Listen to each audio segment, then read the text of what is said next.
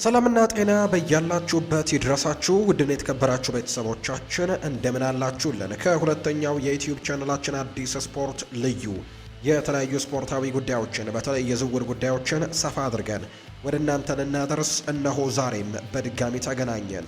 ስለምታደምጡን ቆይታችሁን ከኛ ጋርም ስለምታደርጉ እጅጉን ከልብ አድርገን ነው የምናመሰግነው። በዛሬ ፕሮግራማችን የተለያዩ ስፖርታዊ ጉዳዮችን ወደ እናንተ እያደረስን ቆይታን የምናደርግ ይሆናል።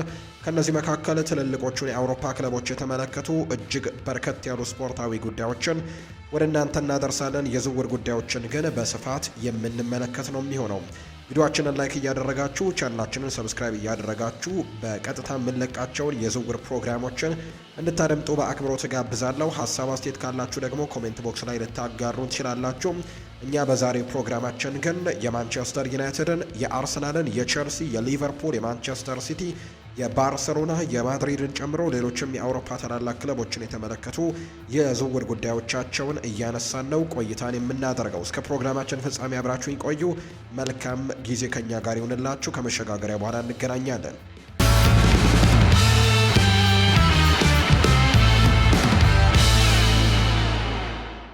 ወደ ቀዳሚው መረጃችን እናምራ። አርሰናልና ቶትንሃም ሆትስፐርስ ሞሮኮዊውን ኢንተርናሽናል ብራሂም ዲያዝን ከሪያል ማድሪድ ለማስፈረም ፍላጎት አሳይተዋል ተብሏል። ይህ የ26 ዓመት ተጫዋች ለሪያል ማድሪድ በጣም አስፈላጊ ተጫዋች በመሆኑ ክለቡ እሱን ማጣት በጭራሽ አይፈልግም። ሆኖም ግን ቡድኑን ለማሻሻል ይረዳቸው ዘንድም ተስማሚ የሆነ ዝውውር ጥያቄ ከቀረበለትም በመሸጥም ክፍት ሊያደርጉት ይችላሉ ተብሏል። ስፖርትስ ቡም የተባለው የመረጃ ምንጭ እንደሚናገረው ከሆነ አርሰናልና ቶተንሃም ይህንን ወሳኝ ተጫዋች ለማስፈረም ከፍተኛ ፍላጎት ያላቸው ሲሆን 45 ሚሊዮን ዩሮ አካባቢ የሚቀርብ ጥያቄ ዝውውሩን ሊያጠናቅቀው ይችላል። ሁለቱ የለንደን ክለቦችም ተጫዋቹን ለማስፈረም በጣም ቁርጠኛ ሲሆኑ ዝውውሩን ማሳካት ይችሉ እንደሆነም ወደፊት የሚታይ ነው። ብሬንትፈርድ እና ክሪስታል ፓላስም የአፍሪካ ዋንጫውን የኮከብ ግባግቢ ወይም ጎልደን ቡት ተሸላሚውን ለማስፈረምም ፍላጎት እንዳላቸው የሚያሳዩ መረጃዎች እየወጡ ነው። ዘገባው እንደሚያመለክተው የአርሰናሉ አሰልጣኝ ሚኬል አርቴታ የዲያዝ አድናቂ ሲሆኑ በአርሰናልም ተጫዋቹን ለማስፈረም የ35 ሚሊዮን ዩሮና ተጨማሪ ጥቅማ ጥቅሞች ወይም ቦነስን ያካተተ ጥያቄም እያዘጋጁ ነው ተብሏል። ቶተናም ያለውን ፍላጎት ወደ ይፋዊ ጥያቄ ይቀይረው አይቀይረው ገና አልታወቀም። ቶማስ ፍራንክ በኃላፊነት ላይ በነበሩበት ወቅትም ዲያዝን ለማስፈረም ፈልገው እንደነበር የሚያሳዩ መረጃዎች ናቸው የወጡት። ሁለቱም ክለቦች በአጥቂ ክፍላቸው ላይ ተጨማሪ ጥራት ያስፈልጋቸዋል። ይህም የ26 ዓመት ተጫዋችም ደግሞ በተለያዩ ቦታዎች ላይ ተሰልፎ መጫወት የሚችል ንቁ አጥቂ በመሆኑ ቡድኑን ለማሻሻልም ይረዳቸዋል። የግብ ዕድሎችን የመፍጠርና የማጠናቀቅ ብቃቱም በጣም ጠቃሚ ያደርገዋል ተብሎ ነው የሚታሰበው። በፕሪሚየር ሊጉ አዘውትሮ የመጫወት እድል ማግኘቱም ለሞሮኮዊው ተጫዋች አስደሳች ሊሆን ይችላል። በሪያል ማድሪድ ተቀያሪ ወንበር ላይ እንደ ተጨማሪ አማራጭ ተቀምጦ ማሳለፍን አይፈልግም። አሁን ላይ የምርጥ ብቃት ደረጃው ላይ የሚገኝ በመሆኑ ተጨማሪ የመጫወቻ ደቂቃዎችን የማግኘት ፍላጎቶች ያሉት። በቀጣዮቹ ጥቂት ወራትም ሁኔታው እንዴት እንደሚቀጥል ወደፊት የሚታይ ይሆናል ተብሎ ነው የሚታሰበው። ሊቨርፑል በክረምቱ ጥራት ያለው መስመር አጥቂ ለማስፈረም እንደሚፈልግ ግልጽ ይሆን ፍራንቼስኮ ኮንሴሳውን እንደ ኢላማ መለየታቸውን የተነገረው። ጋዜታ ዴሎ ስፖርት እንደዘገበው ከሆነ ሊቨርፑል የዚህን የ23 ዓመት ፖርቱጋላዊ ኢንተርናሽናል ሁኔታ አስቀድሞ መፈተሽ የጀመረ ሲሆን እሱን ለማስፈረም ይፋዊ ጥያቄ አቀርቦ እንደሆነ ወደፊት የሚታይ ነው። ፖርቱጋላዊው አጥቂ በዩቬንቱስ በቆየባቸው 34 ጨዋታዎችም በ7 ጎሎች ላይ በመሳተፍ ጎል በማስቆጠርና ለጎል የሆኑ ኳሶችን በማመቻቸትም ጥሩ የሚባል እንቅስቃሴን እያደረገ ይገኛል። ምንም እንኳን በቁጥሮች ረገድ የጣሊያንን ሊግ ባያናውጠውም የሚያሳየው ብቃት ግን አስደናቂ ነው። በዩቬንቱስ የአጥቂ ክፍል ላይ ወሳኝ ተጫዋች ሲሆን ሊቨርፑልም የአጥቂ ክፍሉ ላይ ተጨማሪ ጥራት ያስፈልገዋል። የ23 ዓመቱ ተጫዋች ለሊቨርፑል ቡድን ፍጥነትንና ያልተገመተ እንቅስቃሴንም ይጨምራል ተብሎ ነው የሚታሰበው። ሊቨርፑል በአሁኑ ወቅት በርካታ አጥቂዎችን እየተመለከተ ሲሆን ለዚህ ተጫዋች ይፋዊ ጥያቄ ያቀርብ እንደሆነ ማየቱ አስደሳች ያደርገዋል። ቀደም ሲል ቸልሲም ከኮንሴሳው ጋር ስሙ ተያይዞ እንደነበር የሚታወስ ነው። መሐመድ ሳላህ በክረምቱ ክለቡን ለመልቀቅ እየተቃረበ በመሆኑ ሊቨርፑል እሱን በአግባቡ መተካት ይኖርበታል። ሳላህ ለክለቡ ታሪካዊ ተጫዋች ሲሆን ክለቡ ከቀረበለት ጊዜ ጀምሮ ያስመዘገባቸው ቁጥሮች ልዩ ነበሩ። እሱን መተካት ለሊቨርፑል ትልቅ ፈተና የሚሆን ሲሆን ግብፃዊው ተጫዋችን የሚከተለውን ክፍተትም ለመሙላት ጠንክረው መስራት ይኖርባቸዋል። ኮንሴሳኦ ገና ወጣትና ትልቅ አቅም ያለው ተጫዋች ነው። ምንም እንኳን እስካሁን ያስመዘገባቸው ቁጥሮች የዓለም ጥራት ወይም ወርልድ ክላስ ባይባሉም ገና ብዙ የማደግ እድል ግን አለው። በፕሪሚየር ሊጉ አዘውትሮ መጫወቱ የበለጠ እንዲሻሻልና እድገቱን እንዲያፋጥንም ሊረዳው ይችላል። በቀጣይ ሁኔታው እንዴት እንደሚቀጥልም ወደፊት የሚታይ ይሆናል ተብሎ ነው የሚታሰበው። ኒውካስል ዩናይትድ የውድድር ዘመኑ ሲጠናቀቅ ጣሊያናዊውን ተከላካይ አሌሳንድሮ ቦንጆርኖን ለማስፈረም በተከላካይ ክፍሉ ላይም ለማሻሻል እየፈለገ ነው። ስፖርትስ ቡም እንደተናገረው ከሆነ ይህ የ26 ዓመት ተከላካይ በናፖሊና በጣሊያን ብሔራዊ ቡድን ባሳየው ብቃትም የኒውካስልን ትኩረትን ስቧል። በፕሪሚየር ሊጉ ስኬታማ ለመሆን የሚያስችል አካላዊ ብቃት ያለው ሲሆን ለቡድኑም ምርጥ ግዢ ሊሆን ይችላል። ቦንጆርኖ ባለፉት ወራትም ከቶትንሃም ጋር ስሙ ተያይዞ የነበረ ሲሆን ከአንድ ዓመት በፊት ቸልሲ ተጫዋቹን ለማስፈረም ፈልጎ ነበር። ኒውካስል ያን የሜዳ ክፍልም ማሻሻል ይኖርበታል። ጥራት ያለው ተከላካይ በክረምቱ ለማስፈረም ለእነሱ ብልህነት የተሞላበት ውሳኔ ሊሆን ይችላል። ናፖሊ ግን ተጫዋቹን ለመልቀቅ ፈቃደኛ መሆን አለመሆኑ ገና አልታወቀም። ቦንጆርኖ ለእነሱ አስፈላጊ ተጫዋች በመሆኑ ቡድናቸውን ማዳከምም በጭራሽ አይፈልጉም። በሌላ በኩል ኒውካስል ዩናይትድ በዚህ የውድድር ዘመን በተከላካይ ክፍሉ ላይ በቀላሉ የሚጠቃም ሆኖ ታይቷል። በአውሮፓ መድረክም አዘውትረው ለመወዳደርና ለዋንጫ ለመፋለምም በተከላካይ ክፍላቸው ላይ መጠናከር ይኖርባቸዋል። በዚህ የውድድር ዘመን የቻምፒየንስ ሊግ ተሳትፎን የሚያጡ ይመስላል። ስለዚህም በሚቀጥለው ዓመት በጠንካራ ሁኔታ ለመመለስም የቡድኑን ድክመቶችን መቅረፍ ይኖርባቸዋል ተብሎ ነው የሚታሰበው። እነሱ በዓለም ላይ ካሉ ባለጸጋ ክለቦች መካከል አንደኛው ሲሆኑ ትልቅ ዓላማ ያለው ፕሮጀክትም አላቸው። የ26 ዓመቱ ጣሊያናዊ ተከላካይ ክለቡን እንዲቀላቀል ማሳመን ይችሉ እንደሆነ ወደፊት የሚታይ ጉዳይ ነው። ይህ በእንዲህ እንዳለ የኒውካስል ዩናይትዱ ተከላካይ ስቴቨን ቦትማን በቼልሲ እንደሚፈለግ ተዘግቧል። ኒውካስል ዩናይትድ ይህንን ጣሊያናዊ ተከላካይ የሚያስፈርመው የሆላንዳዊው ተከላካይ ምትክ እንዲሆን እንደሆነ ወደፊት የሚታወቅ ጉዳይ ነው። ናፖሊ ተጫዋቹን ለማስፈረም 30 ሚሊዮን ፓውንድ ያወጣ ሲሆን ኒውካስል ጥያቄ ካቀረበ ግን ከፍተኛ ዋጋ እንደሚጠይቁ ይጠበቃል። በቀጣይ ሁኔታው እንዴት እንደሚቀጥልም ወደፊት ይታያል ተብሎ ነው የሚታሰበው። ሊቨርፑል፣ አርሰናል እና ማንቸስተር ዩናይትድ በክረምቱ የኖቲንግሃም ፎረስቱን ሙሪሎን ለማስፈረምም ፍላጎት አሳይተዋል። ቲም ቶክ እንደዘገበው ከሆነ ሊቨርፑል ተጫዋቹን በሰፊው የስለላ ስራ ወይም ስካውት ያደረጉት ሲሆን ዝውውሩን ለማሳካትም 80 ሚሊዮን ዩሮ አካባቢ ለማቅረብም ተዘጋጅተዋል። ዘገባው አክሎም ብራዚላዊው ተጫዋች በክረምቱ ክለቡን የመልቀቅ ዕድሉ በጣም ሰፊ መሆኑን ተገልጿል። የ23 ዓመቱ ተጫዋች በከፍተኛ ደረጃ መወዳደር የሚፈልግ ሲሆን ሊቨርፑልን መቀላቀል ለእሱ አስደሳች ሊሆን ይችላል። ሙሪኖ ከቼልሲ ጋርም ስሙ ተያይዞ እንደነበር የምናስታውሰው ነው። አርሰናል ከተጫዋቹ ጋር ስሙ ቢነሳም በቋሚ አስተላለፍ ውስጥ እሱን ለማካተት ሲቸገሩ እንመለከታለን። ምክንያቱም በአሁኑ ወቅት በተከላካይ ክፍሉ ላይ በቂ ተጫዋቾች ስላላቸው። በሌላ በኩል ማንቸስተር ዩናይትድ በተከላካይ ክፍሉ ላይ ተጨማሪ ጥራት የሚፈልግ በመሆኑ የብራዚላዊ ለነሱ ምርጥ ግዥም ሊሆን ይችላል። ለሃሪ ማጓየርም ተስማሚ የረጅም ጊዜ ተተኪ ሊሆን እንደሚችል ይገመታል። ይህ የ23 ዓመት ተጫዋች በፕሪሚየር ሊጉ አስተማማኝ ብቃትን እያሳየ የሚገኝ ሲሆን ሊቨርፑልንና ማንቸስተር ዩናይትድን የማሻሻል ብቃትም አለው። እነዚህ ክለቦችን የመቀላቀል ዕድል ለወጣቱ ተከላካይ እምቢ ለማለትም የሚከብድ ነው የሚሆነው። ኖቲንግሃም ፎረስት እንደሱ ያለ ጥራት ያለው ተጫዋችን ማጣት ባይፈልጉም የ80 ሚሊዮን ዩሮ ወይም 70 ሚሊዮን ፓውንድ ጥያቄን ግን ውድቅ ለማድረግ ይከብዳቸዋል። እንዲሁም እንደ ሊቨርፑል ካሉ ክለቦችም ግልጽ ጥያቄን ከቀረበለትም ተጫዋቹን ቀልብ ሊስብ ይችላል ተብሎ ነው የሚታሰበው። ሊቨርፑል በዚህ የውድድር ዘመን በተከላካይ ክፍሉ ላይ በቀላሉ የሚጠቃ ሆኖ የታየ ሲሆን በዚህ ረገድም መሻሻል ይኖርባቸዋል። ይህን ብራዚላዊን ለማስፈረምም ለነሱ ተመራጭ ነው። በክረምቱ ነፃ ተጫዋች የሚሆነውን ኢብራሂማ ኮናቴንም ሊተካላቸው ይችላል። ከሶስቱ ክለቦች መካከል የትኛው ተጫዋቹን ፊርማ ለማግኘት በሚደረገው ፉክክር ላይ እንግዲህ እድሉን እንደሚያገኝ ወይም ወደፊት የሚታይ ነው የሚሆነው። ተከላካዩ በየሳምንቱ እየተሰለፈ ለዋንጫዎች በሚፋለምበት ክለብ ውስጥ የመገኘት ፍላጎት እንዳለው ግን ይፋ ተደርጓል።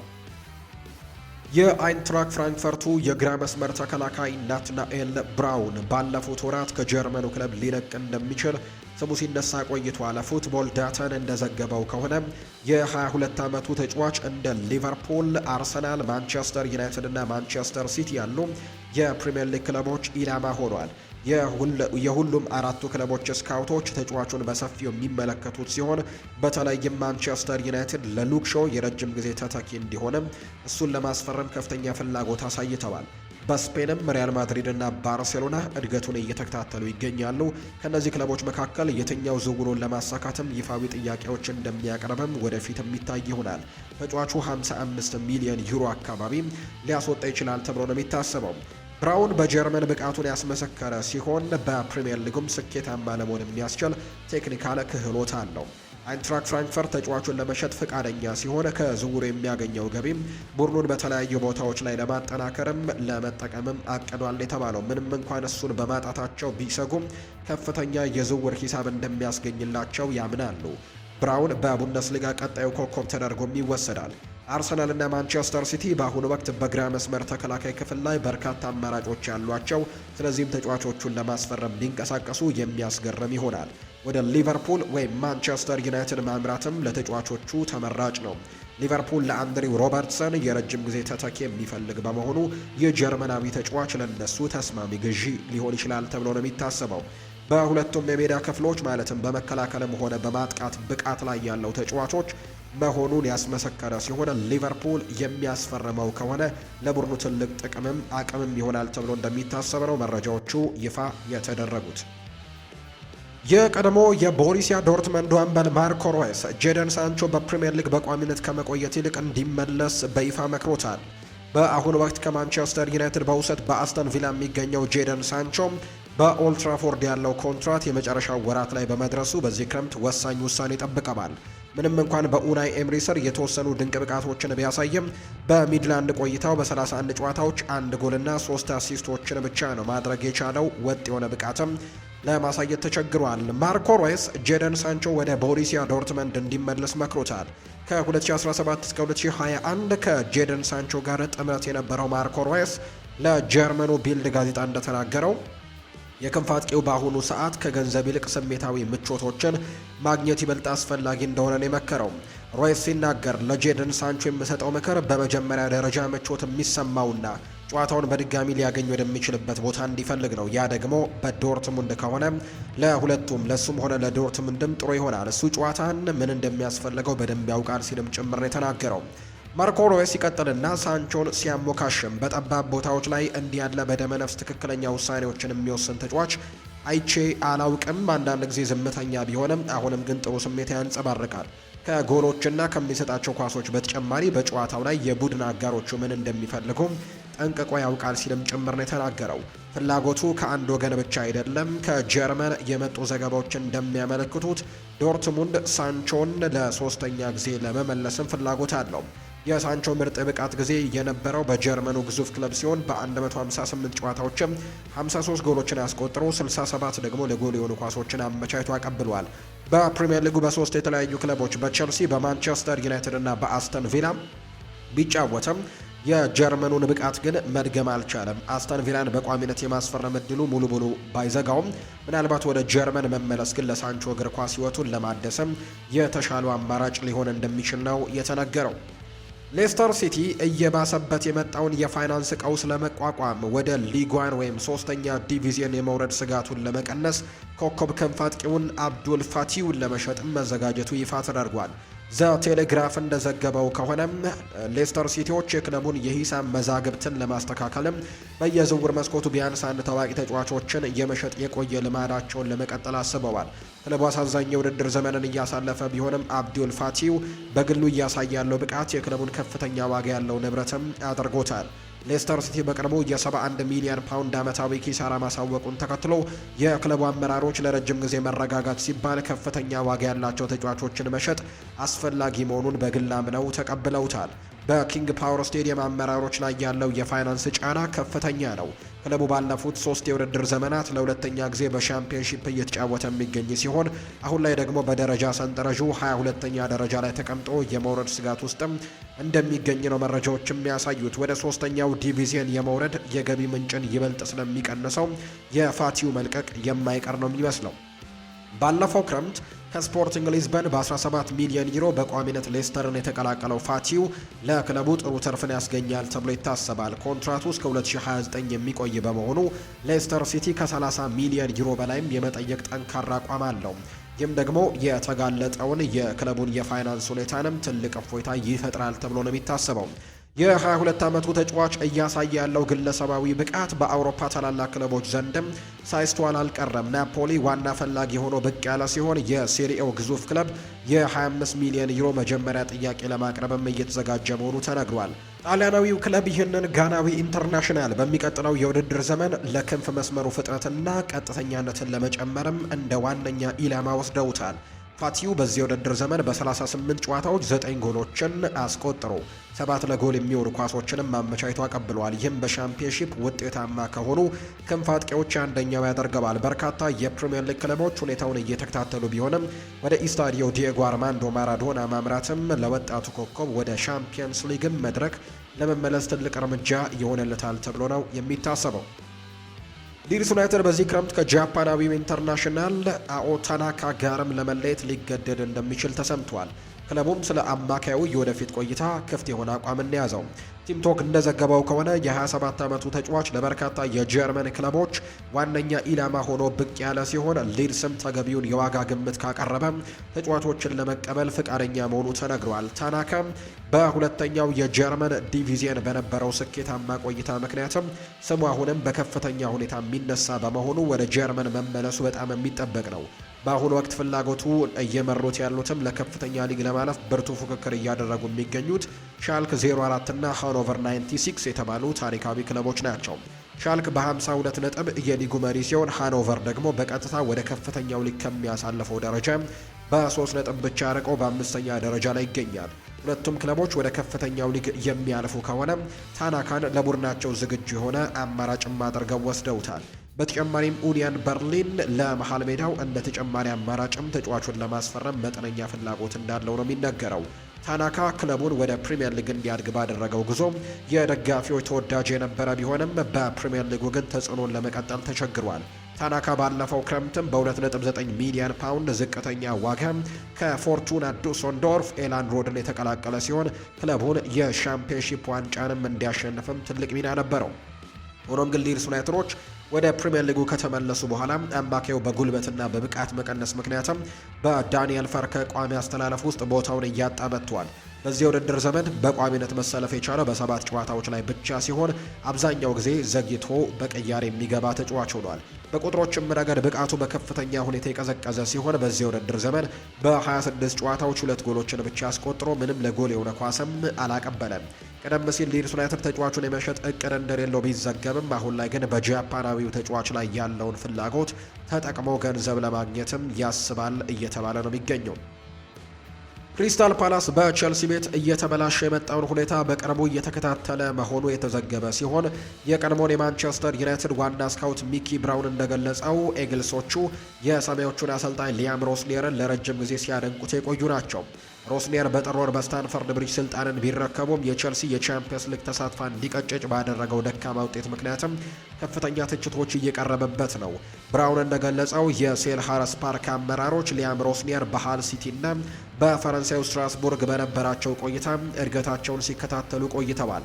የ41 ዓመቱ አሰልጣኝም በቼልሲ አስከፊ የአሰልጣኞች መባረር ዑደት ውስጥም ሰለባ ከሆኑ ፓላስ እሳቸውን ለመቅጠርም ከሚፈልጉ ክለቦችም ግንባር ቀደም እንደሚሆን ይጠበቃል። ክሪስታል ፓላስ ሊያም ሮስኒየርን የግላርሰን ተተኪ ለማድረግም እየተከታተለ ነው። በፉትቦል ኢንሳይደር ላይ የተናገሩት ሚኪ ብራውን በቅርቡ በስታንፈርድ ብሪጅ ውጤት ቢጠፋም እንኳን በኳስ ሰዎች ዘንድም የሮስኒየር ስም አሁንም በትልቅ ግምት እንደሚነሳ ይገልጻል። የአሁኑ የክሪስታል ፓላስ አሰልጣኝ ኦሊቨር ግላስነር በውድድር ዘመኑ መጨረሻም እንደሚለቁ በይፋ ማረጋገጣቸውን ተከትሎ ተተኪ የመፈለጉ ስራ በከፍተኛ ሁኔታ ተጀምሯል የተባለው ሊያም ሮስኒየር በቼልሲ ቤት ጫና ውስጥ ያለ ይመስላል። ከቼልሲ የሚባረር ከሆነ ክሪስታል ፓላስ የሚፈልገውን አሰልጣኝ ነው። ምክንያቱም ወደ ቼልሲ ከመምጣቱ በፊትም ለረጅም ጊዜ ያደንቁት ነበር። በሃል ሲቲ ያናገርኳቸው ሰዎች ስለሱ ቡድኑ ስለሚጫወትበት መንገድና ስለ አደረጃጀቱና ከተጫዋቾች ጋር ስላለው ግንኙነትም በጣም አውደውታል። ወደ ቼልሲ መጥተው ውጤቶች እስኪርቀው ድረስ ስለ እሱ አድናቆት እንጂ ሌላውንም አልሰማውም። ስለዚህም ከክሪስታል ፓላስ አንጻር እነዚህ ጥሩ ምልክቶች ናቸው። ምክንያቱም በፈረንሳይ ትልቅ ግምት ይሰጠው ነበር። ቼልሲንም የሚለቅ ከሆነ ፓላስ ንቁ ይሆናል። ግላርሰንን ለመተካትም እንደ አንድ አማራጭ እንደሚመለከቱትም በእርግጠኝነት መናገር ይችላል ብሏል። ሚኪ ብራውን ሲናገር በሁሉም ውድድሮች በደረሰባቸው 4 ተከታታይ ሽንፈቶች እንዲሁም በቻምፒየንስ ሊጉ በፓሪስ ሰን ዠርሜን በድምር ውጤት 8-2 በሆነ ውርደት መውጣታቸውን ተከትሎ በሮስኔር ላይ ያለው ጫና እየጨመረ ነው። በሀገር ውስጥ ሊግም በኤቨርተን 3-0 መሸነፋቸው ሰማያዊዎቹ በፕሪሚየር ሊጉ የደረጃ ሰንጠረዥ ወደ 6ኛ ደረጃ እንዲንሸራተቱ አድርጓቸዋል። ነገር ግን የቼልሲ አመራሮች ማንኛውንም አይነት የብቃት ግምገማ ከማድረጋቸው በፊት ለሮስኔር ቢያንስ አንድ ሙሉ የውድድር ዘመን የመስጠት እቅድ እንዳላቸው ነው ዘገባዎች የሚጠቁሙት። ቸልሲ የመሃል ተከላካይ ለማስፈረም ፍላጎት አለው። ሮጄሪዮ ኒያኮሲን ይባላል። ተጫዋች በክረምቱ የዝውውር መስኮት ለማስፈረምም ሁኔታውን እየተከታተሉ ካሉ ክለቦች አንደኛው መሆኑ ተነግሯል። ይሄ የ22 ዓመት ተሰጥኦ በቤልጅየሙ ክለብ ባሳየው ድንቅ ብቃትም እንደ ዌስትሃም ዩናይትድ እና ክሪስታል ፓላስ ያሉ የፕሪሚየር ሊግ ክለቦች አይናቸውን ጥለውበታል። ዘሰን እንደዘገበው ከሆነ ኒያኮሲ በዚህ ክረምትም በ8 ሚሊዮን ፓውንድ ብቻ የሚገኝ ሲሆን ይህም ለቼልሲ ተከላካይ ክፍሉ ላይ ጥራቶችንና ተጨማሪ ነገሮችንም ለመጨመር ዝቅተኛ ዋጋ ያለው አማራጭ ያደርገዋል። ኒያኮሲ ባለፈው ወርም ስለ ዝውውር ወሬው ተጠይቀው በታላላቅ ክለቦች ስሙ መነሳቱ ደስ የሚያሰኝ መሆኑን ገልጿል። ታላላቅ ቡድኖችም ፍላጎት ሲያሳዩ በእርግጥም ሁልጊዜም ደስ ይላል ሲል ለዘሰን ተናግሯል። የስዊዘርላንዳዊ ተከላካይ አሁን ላይ በሙያው ቀጣዩን እርምጃ ለመውሰድም ዝግጁ ይመስላል። እንደ ቼልሲ ያለ ትልቅ ስም ያለው ክለብን ደግሞ ለሱ በጣም ሳቢ መዳረሻ እንደሚሆን ነው የሚታመነው። ምንም እንኳን ኒያኮሲ በዝቅተኛ ዋጋ የሚገኝ ቢሆንም አንዳንድ ቼልሲ ደጋፊዎች ቡድኑን ወደ ላቀ ደረጃ ለማድረስ የሚያስችል የኮከብ ጥራትም ይጎለዋል የሚል ስጋት ስላለባቸው ሊኖርባቸውም ይችላል። ቲም ቶክ ቀደም ብሎ እንደዘገበው ከሆነ ቼልሲ የኖቲንግሃም ፎረስቱን ሙሪሎን ለማስፈረምም በሚደረገው ፉክክር ግንባር ቀደም ነው። በተጨማሪም ካስቴሎ ሉኬባ በቼልሲ የዝውውር ዝርዝር ውስጥም እንዳለ ቢታወቅም ለእነዚህ ተጫዋቾች ከፍተኛ ፉክክር ይጠብቃቸዋል። ኒያኮሲ እንደሱ ከፍተኛ የጨዋታ ልምድ ባይኖረውም በ8 ሚሊዮን ፓውንድ ዋጋ ግን ከሌላ አዲስ ተከላካይ ጋር ተዳምሮ ሊሞከር እንደሚችል ተጫዋች ተደርጎ ነው ሊቆጠር እንደሚችል እየተገለጸ የሚገኘው።